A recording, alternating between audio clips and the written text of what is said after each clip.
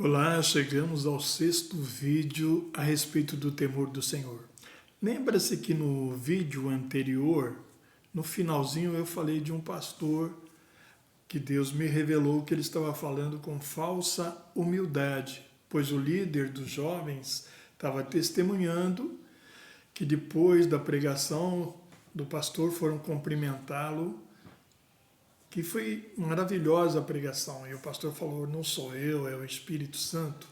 E o Senhor me revelou que era falsa a humildade do pastor. Ora, se você vê lá no livro de Colossenses, no capítulo 2, leia todo o capítulo, ele vai falar cuidado do engano.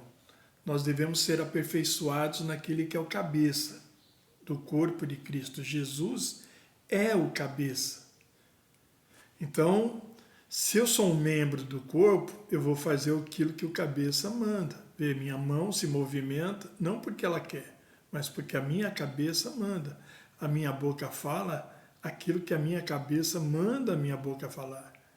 Ela não fala por si mesma, porque está ligada à minha cabeça. Se eu também vejo a analogia do corpo, precisamos entender nas Escrituras. Se eu estou de fato ligado ao cabeça, eu não vou fazer as coisas por mim mesmo. Eu vou fazer segundo a sua vontade. A sua vontade vai ser o centro da minha vontade. Entende? Quando Paulo fala lá em Gálatas 2:20, eu já estou crucificado com Cristo e vivo não mais eu, mas é Cristo que vive em mim, e a vida que eu vivo agora no corpo, vivo na fé do Filho de Deus que me amou. Ele se entregou por minha causa. Paulo chegou a uma maturidade de que ele não vive mais para si. Alguns pensam que aquilo, eu já vi pessoas pregarem, de uma experiência. Mas aquilo que Paulo está falando não foi de uma experiência, foi de uma vida. Ele chegou à maturidade, ao ponto de não viver mais para si mesmo. Há uma diferença em união e unidade. Jesus, na oração de João 17, você vai ver que tem uma oração que Jesus faz por todos os discípulos.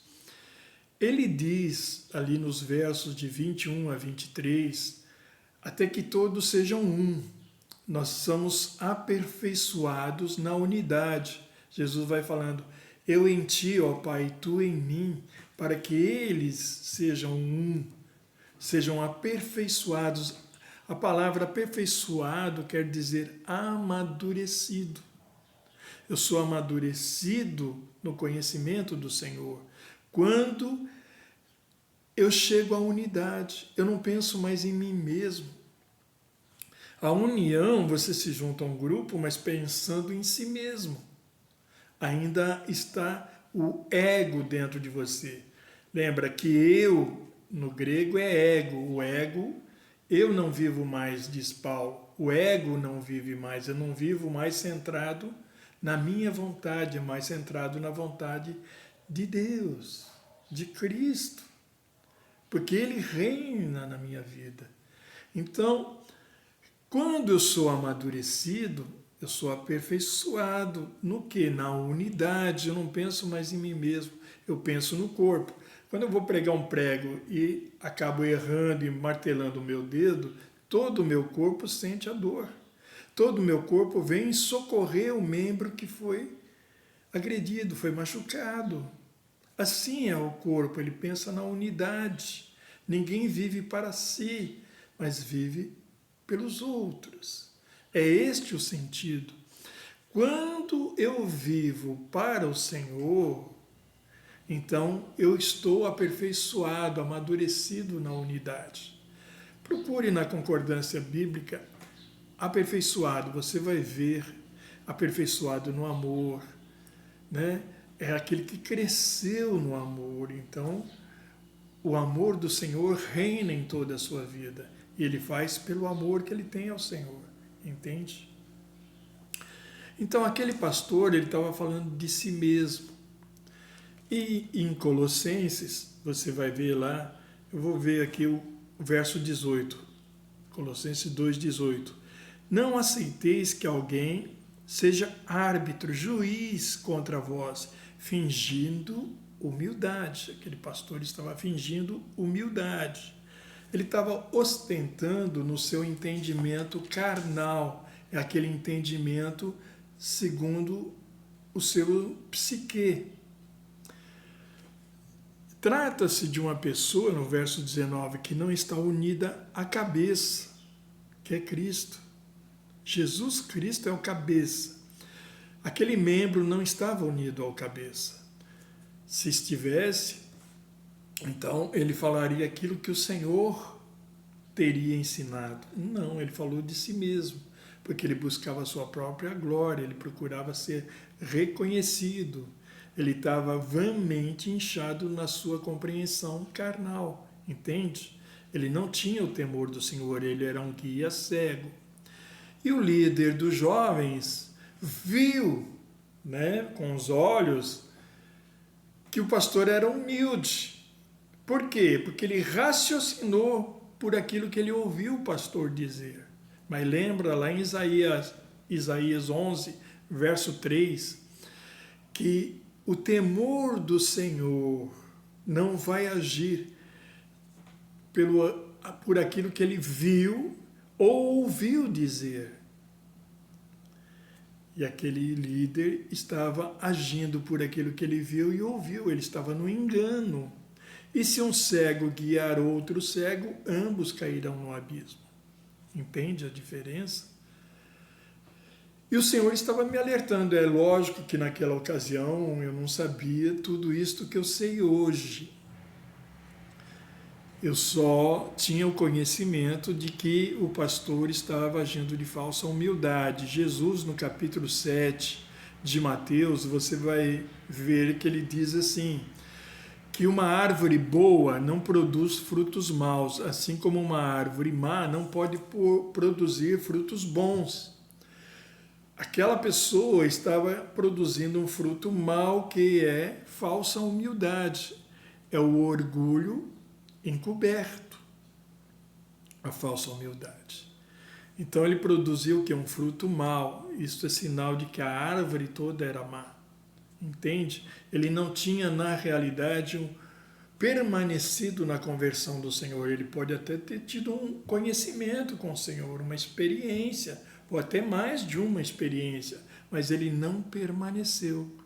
Jesus, em João 12:36, ele vai dizer, enquanto tendes a luz em vós, permaneça na luz, para que vos torneis filhos da luz. Veja, torneis filhos da luz, é algo que você tem que se tornar.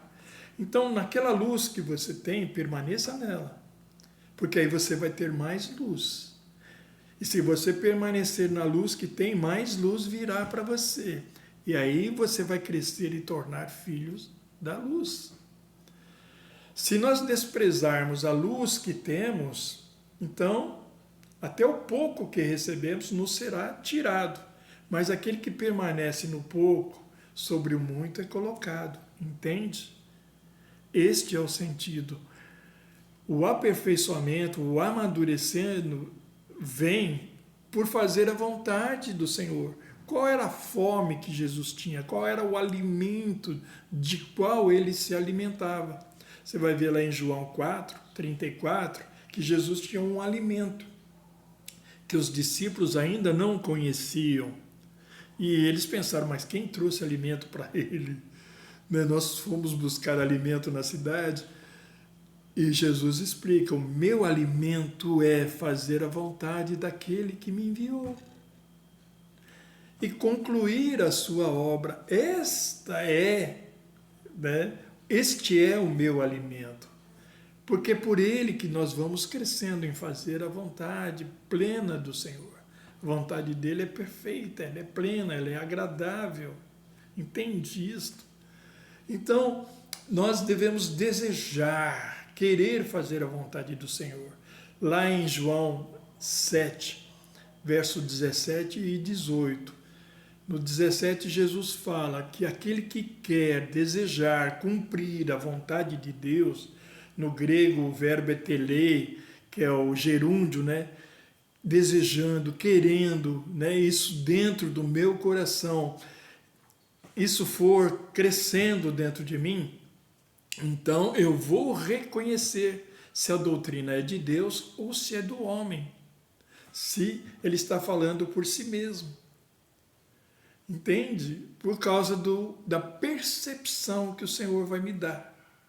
Então ele vai me fazer entender aquele que é e aquele que não é, aquele que é puro e aquele que é impuro, aquele que é consagrado ao Senhor e aquele que é profano.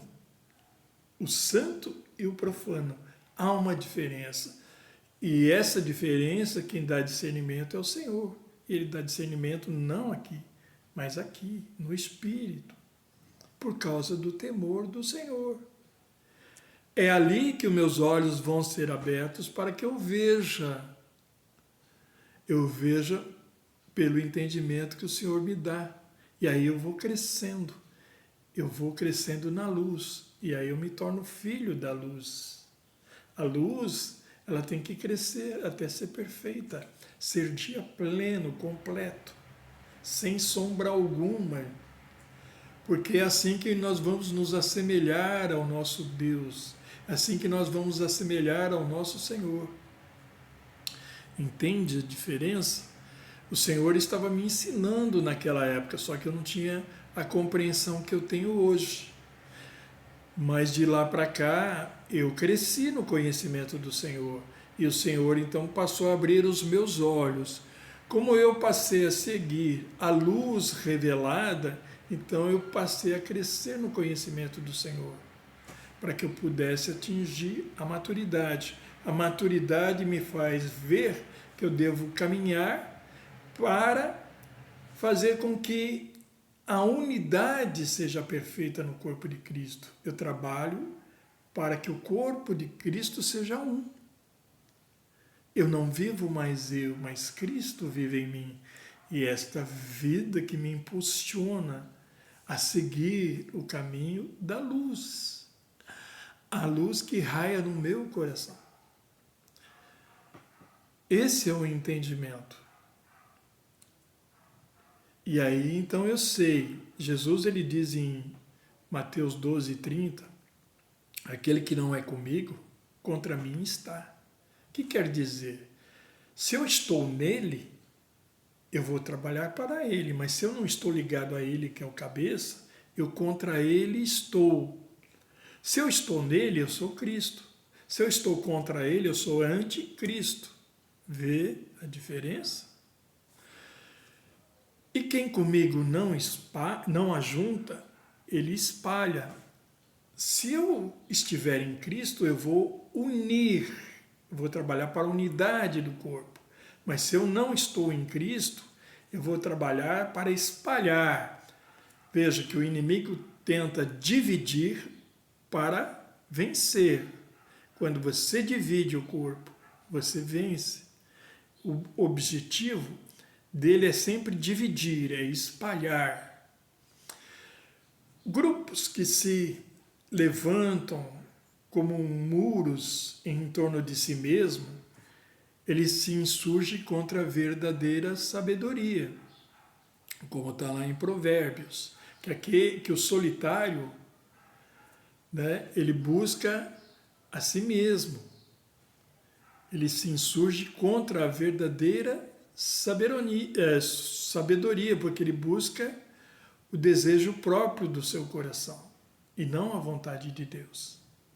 Então esses grupos que fazem muralhas, eles buscam a si mesmo. Entende a diferença? Até a próxima, em nome de Jesus.